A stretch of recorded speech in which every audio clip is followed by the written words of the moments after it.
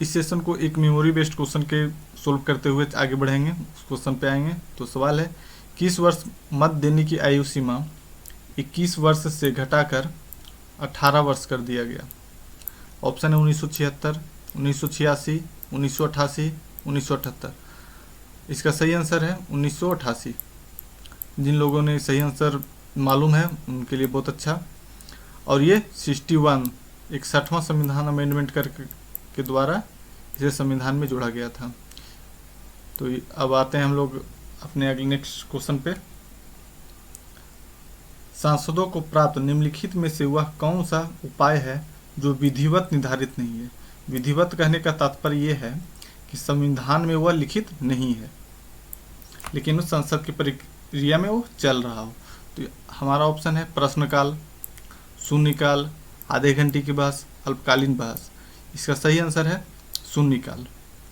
शून्यकाल को संविधान में कहीं पे लिखा नहीं गया है, इसे बाद में जोड़ा गया है। तो इसका पूरा डिटेल में शून्यकाल को हम लोग देखते हैं और समझते हैं थोड़ा सा।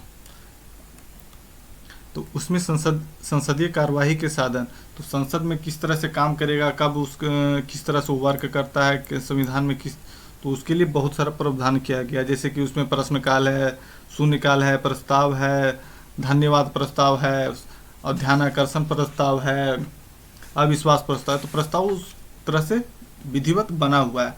तो सबसे पहले स्टार्ट होता है प्रश्नकाल, जिसमें कि सांसद लोग प्रश्न पूछते हैं और जो मंत्री होते हैं उनका जवाब देते हैं। तो प्रश्नकाल के बाद ही जस्ट शून्यकाल आता है, जिसको इंग्लिश में हम लोग 0 आवर बोलते हैं। सॉरी, यहाँ पे मिस्टेक हो गया है, HOUR, आवर का स्पेलिंग मिस्टेक हो गया है, कोई बात नहीं। तो शून्यकाल का प्रश्नकाल के बाद तो तुरंत बात शुरू होता है।